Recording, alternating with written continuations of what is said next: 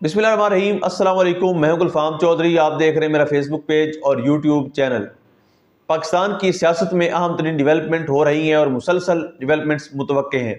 यकीनी तौर पर जो पाकिस्तान के हालात हैं वो यकसर बदलने जा रहे हैं और बड़ी बड़ी तब्दीलियाँ मुतवक्के हैं। इस हवाले से हमारे साथ मौजूद है सिद्दीक जान साहब। उनसे जानते हैं क्या डेवलपमेंट हुई हैं, पहले उनकी बात सुनते हैं फिर उस पर बात करते हैं। हुसैन शामिल हैं। अब्दुल रहनुमा ने अपनी पहली मीटिंग के बाद कहे के मुतालबे को दोहराया कि मुल्क में फौरी तौर पर शफाफ और आज़ादाना इंतखाबात कराए जाएँ। इलेक्शन कमीशन फौरी तौर पर मुस्तफ़ियों और आज़ादाना इलेक्शन कमीशन का क़याम अमल में लाया जाए।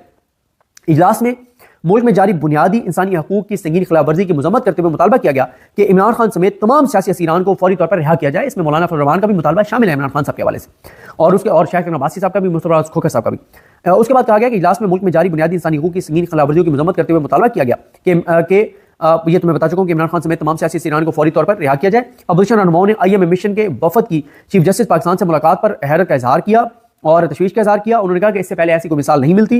अब्दुल रहनुमा ने मुल्क की मुआशी सूरत हाल पर तशवीश का इजहार करते हुए कहा कि जहां कानून की हुक्मरानी और अदल का निजाम न हो वहां मुईशत कैसे बेहतर हो सकती है। हमें मुश्किलात से निकलने के लिए सबसे पहले अपने घर को ठीक करना होगा। अब्दुल रहनुमा ने KPK और बलूचिस्तान समेत मुल्क भर में अमन की सूरत हाल पर शदीद तशवीश का इजहार किया और कहा कि वफाकी हुकूमत लोगों की जान माल को महफूज बनाने में मुकम्मल तौर पर नाकाम हो चुकी है। इजलास में इस बात का अयादा भी किया गया कि यह वक्त सियासत का नहीं बल्कि मुल्क की बका का है। हमें सियासत से बालातर होकर मुल्क की सलामती को, सलमियत को तरजीह देना होगी। अब मैं आपको बताता हूं कि अंदरूनी कहानी क्या है, अंदर क्या हुआ है। एक तो और यहाँ पे मैं आपको रुक के एक बात बता दूं कि हुकूमत को ये कन्वे किया गया है और हुकूमत को कहा गया है कि इस वक्त अदलिया का महाज बहुत गर्म है और याहिया फरीदी साहब के लिए बहुत चैलेंजेस हैं। जो कुछ मंसूर अली शाह साहब, मुनीब अख्तर साहब, अतर मिर्ज़ा साहब, आयशा मलिक साहब कर रहे हैं वो बहुत ज़्यादा एक संजीदा एक नोयत का मामला है। इस्लामाबाद हाई कोर्ट वाला जो जस्टिस सरफराज डोगर जो चीफ जस्टिस बनाए जाने मुस्तकिल, अभी तो सरफराज डोगर बने ना आर्जी तौर पर एक्टिंग बने, और इसी तरह से पेशावर हाई कोर्ट में भी जो सीनियर अटॉर्नी जज हैं इजाज़ अनवर साहब, उनको नहीं बनाया गया और दूसरे नंबर के जज को एक्टिंग चीफ जस्टिस बनाया गया है जो अतीक शाह साहब हैं उनको। तो इसलिए वो भी एक जो है उन्होंने कहा कि हमारे लिए बड़ा एक इस वक्त चैलेंज है। तो एक बात हुकूमत को कम्युनिकेट की गई है कि मौलाना फजल रहमान को मैनेज करना आपका काम है, और अगर मौलाना इस ग्रैंड अपोजिशन अलायंस में इस हद तक चले गए कि सड़कों पर भी वो PTI के साथ आ गए तो फिर चैप्टर क्लोज हो जाएगा। उसकी वजह यह है कि इदारे जो हैं और हुकूमत जो है वो एक जमात से तो लड़ सकती है PTI से, और वो भी PTI के साथ इसलिए लड़ सकते हैं कि PTI की पंजाब की पूरी लीडरशिप कॉम्प्रोमाइज्ड है। वो बिल्कुल निकलने के लिए तैयार नहीं है। जो मोमेंटम बनाया है वो अली हमजा ने बनाया है, और इस पर मैं तफसील से बात करूंगा कि इमरान खान ने जो नया पैगाम अली हमजा को भेजा वो क्या भेजा है। और अगर मौलाना इनके साथ सड़कों पे आ गए तो चैप्टर आपका क्लोज है, फिर इनसे नहीं लड़ा जा सकेगा। तो आप इनको मैनेज करें मौलाना को, इसलिए शबाशी भाग कर गए हैं मौलाना के पास, और साथ मोहसिन नकवी भी, मौलाना फजल रहमान साहब के जो फैमिली मेंबर्स हैं जो सियासत में हैं उनको जिस तरह से मोहसिन नकवी मैनेज कर रहे हैं वो खैर मोहसिन नकवी को क्रेडिट देना चाहिए कि उन्होंने मौलाना साहब के कुछ फैमिली मेंबर्स को ऐसा मैनेज किया हुआ है कि वो मौलाना को रोक रहे हैं कि आप इस अपोजिशन अलायंस में सड़कों की हद तक साथ ना जाइएगा, हमें नून लीग के साथ और इदारों के साथ चीज़ें बनाकर और चलना चाहिए। लेकिन अभी तक मौलाना साहब दो कश्तियों के मुसाफिर हैं, अपोजिशन के साथ भी खड़े हैं, हुकूमत के साथ भी खड़े हुए हैं। कोई किसी एक तरफ मौलाना ने अपना पूरा वजन नहीं डाला, और ये उनकी ज़ाहिर एक स्मार्ट मूव है कि ना वो इधर जा रहे हैं ना वो उधर जा रहे हैं, दोनों को उन्होंने खुश रखा हुआ है, दोनों उनके घर में जा रहे हैं, दोनों उनको प्रोटोकॉल दे रहे हैं, दोनों उनको इज्जत दे रहे हैं। तो मौलाना साहब को और क्या चाहिए लाइमलाइट में। लेकिन आते हैं इस बात पर कि एक चीज़ उस इजलास में हुई जिस वजह से मैं कह रहा हूँ कि मामला इमरान खान की रिहाई से आगे चला गया हुआ है।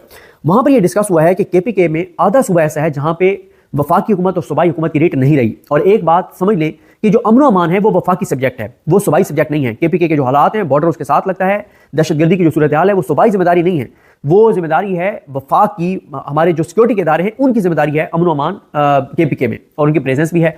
तो ये बात की गई कि KPK में आधा सूबा ऐसा है जहाँ पे सरकार की रेट नहीं रही, वहाँ पे शरपसंद हैं, वहाँ पे दहशतगर्द हैं, और वहाँ पे बताया गया उस इजलास में कि कुछ एरियाज KPK के ऐसे हैं कि जहाँ पे रात को 10 बजे तक दुकानें खुली रहती थी, तो लेट नाइट जो है वो दुकानें बंद होने से पहले तालिबान आ जाते थे, TTP वाले आ जाते थे भत्ता लेने। तो उन्होंने क्या किया कि दुकानदारों ने दुकानें जल्दी बंद करना शुरू कर दी, तो अब मगरिब के टाइम भत्ता लेने वाले जो है वो आ जाते हैं। और उस इजलास में ये इंकशाफ हुआ कि जो कुछ इलाकों में जो सरकारी ठेके हैं उन ठेकेदारों से 10% जो है वो TTP वाले भत्ता ले रहे हैं। ये भी इंकशाफ हुआ कि ओपनली अब वहाँ पे बहुत से एरियाज में शरपसंद रह रहे हैं, उनकी मूवमेंट है, सबको पता है, लेकिन कोई कुछ नहीं कर पा रहा। तो दूसरा बलूचिस्तान के हवाले से आप पहले मौलाना फजल रहमान साहब के बयान सुन चुके हैं कि बलूचिस्तान के कुछ एरियाज ऐसे हैं कि अगर वो पाकिस्तान से अलहदगी का ऐलान कर दे तो ये कोई मतलब हैरत की बात नहीं होगी, इतने वहाँ पे हालात जो हैं वो संगीन हैं। उस मीटिंग में बहुत ज़्यादा इस पर बात की गई कि हालात इस हद तक गंभीर हो गए हैं KPK के और बलूचिस्तान के कि अब बात मुल्क की बका और सलामती पर आ गई है। और इससे पहले जो तशवीशनाक बात और की गई, 2-3 और बातें की गई एक बात ये की गई कि जो बलूचिस्तान में जबरी तौर पर गुमशुदा अफराद हैं, उनकी जो फैमिलीज हैं और उनकी जो वहाँ पे एक मूवमेंट चल रही है, उस मूवमेंट को लीड करने वाले जो शख्सियात हैं, उनसे तहरीक तहफ़्फ़ुज़ आईन पाकिस्तान ने जब रब्ता किया कि हम आपसे मिलना चाहते हैं, हम आपसे बात करना चाहते हैं, और आपको पता है इमरान खान साहब ने अपने ट्वीट में भी इस चीज़ का जिक्र किया था कि आप उन लोगों से मिलें, तो उनकी जानिब से तहरीक तहफ़्फ़ुज़ आईन पाकिस्तान को जवाब ये दिया गया कि आप किस चक्कर में आप हमसे रब्ता कर रहे हैं, आप ये आइन की बात कर रहे हैं, इस आइन का आप हमें बताएं कि ये आइन कहाँ पे इंप्लीमेंट है, जिस आइन को आप बचाने की बात कर रहे हैं, इस आइन की कोई एक शिक बताएं जिसके ऊपर अमल दरामद हो रहा हो। तो जिस आइन को आप लिए फिर रहे हैं, हम उस आइन को नहीं मानते क्योंकि उसके ऊपर इंप्लीमेंट ही नहीं हो रहा, और जो इस वक्त इंप्लीमेंट हो रहा है वो आइन है नहीं, तो आप किस चीज़ के तहफ़्फ़ुज़ की बात कर रहे हैं? हम क्या, उन्होंने कहा कि हम आपके साथ बैठे तो हम डिस्क्रेडिट हो जाएंगे। आप अंदाजा लगाएं कि हालात ये हो गए हैं कि तहरीक तहफ़्फ़ुज़ आईन पाकिस्तान जो अपोजिशन अलायंस है, उसको कहा गया कि अगर हम आपके साथ बैठेंगे तो हम डिस्क्रेडिट हो जाएंगे क्योंकि आप तहरीक तहफ़्फ़ुज़ आईन पाकिस्तान है। और उन्होंने कहा कि इस आइन ने ना पाकिस्तान के लोगों को कुछ दिया है, ना ये आइन एग्जिस्ट करता है, हम आपके साथ नहीं बैठ सकते। तो इस बात पे भी बहुत तशवीश का इजहार है इन अपोजिशन अलायंस में कि हालात इस नहज पर पहुंच गए हैं कि अपोजिशन जमातों पर भी बलूचिस्तान के लापता अफराद की मूवमेंट को लीड करने वाले एतमाद करने को तैयार नहीं है। हुकूमत तो बहुत दूर की बात है।